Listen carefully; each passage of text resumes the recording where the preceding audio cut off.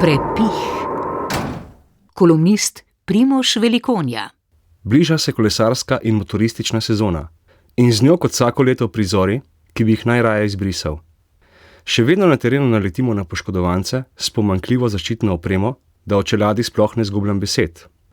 Zanimivo, kako so starši zaskrbljeni ob vsakem otrokovem kašlju. Ob najmanjšem prehladu gredo k zdravniku. Ko otrok sede na kolo ali električni skiro, pa pogosto nima čelade na glavi.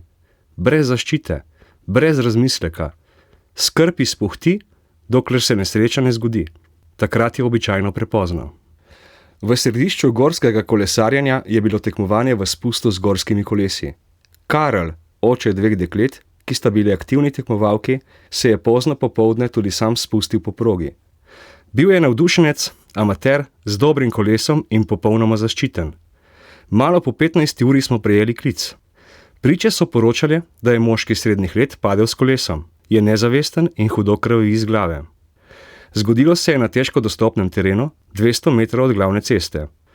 Skupaj s prostovoljnimi gasilci smo do poškodovanca prinesli vso potrebno medicinsko in tehnično opremo. Pomembno je vedeti, kako se je nesreča zgodila. Mehanizem padca nam razkrije, kako so sile vplivale na telo in kje lahko pričakujemo najhujše poškodbe. Kolesar je zapeljal čez korenino, padel čez balanco in z glavo priletel v drevo. Čelada je ležala nekaj metrov stran, počena po celotni dolžini. Si lahko predstavljate, kaj bi se zgodilo brez nje? Ob prihodu je poškodovanec ležal na boku, globoko nezavesten.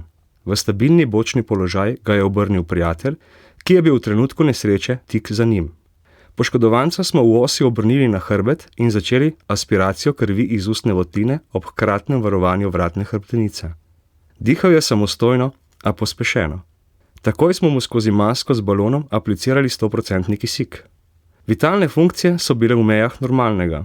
Pri hitrem pregledu so bile najbolj opazne poškodba glave z očalnim hematomom, močna krvavitev v ustno votlino ter krvavitve iz ušes in nosu, kot je značilno za poškodbo lobanskega dna. Pri hudi travmi poleg krvavitve lahko ubije tudi zapora dihalne poti.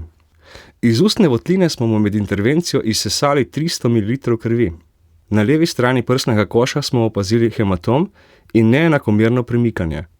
Ob avskultaciji ni bilo slišati dihalnih zvokov, ob izvedbi perkusije pa je bila slišna zamolklina. To je nakazovalo na krvavitev v prsni koš. Takoj smo aktivirali helikoptersko službo nujne medicinske pomoči, ki je pri tako zahtevnem reševanju ključna. Pri intervenciji je bila ves čas navzoča Karlova žena. Bila je izjemno mirna in presenetljivo zbrana. Njena pozitivna naravnanost nas je opogumila in nam dala dodatno moč. Helikopter je bil v 25 minutah v Kočevju. Stanje se je slabšalo, kri je še vedno polnila Karlova usta, njegovo dihanje je postajalo vse bolj oteženo. Vsi smo se zavedali, da bo v kratkem potrebna dokončna oskrba dihalne poti. Sprejeli smo odločitev, da poškodovanca damo v umetno komo in ga priključimo na dihalni aparat.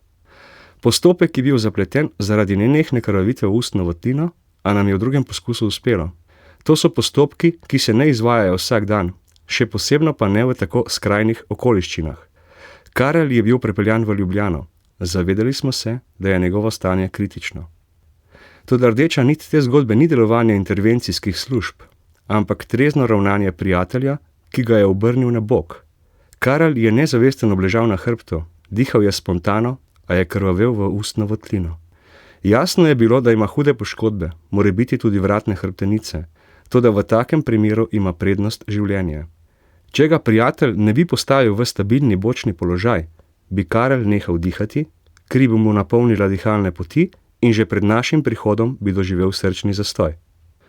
Po mesecu dni se je zbudil, brez posledic. Seznam diagnoz je bil dolg, v celoti počno lobansko dno, krvavitve v glavi na 3 mestih, zlomljena vratna in prsna vretenca ter masivna krvavitev v desnem prsnem košu. Rešila ga je čelada, rešila ga je hitra odločitev prijatelja, rešila ga je ekipa, ki se je bojevala za njegovo življenje. Padec traja sekundo, posledice trajajo vse življenje, če imaš srečo. Kolumna Prepih.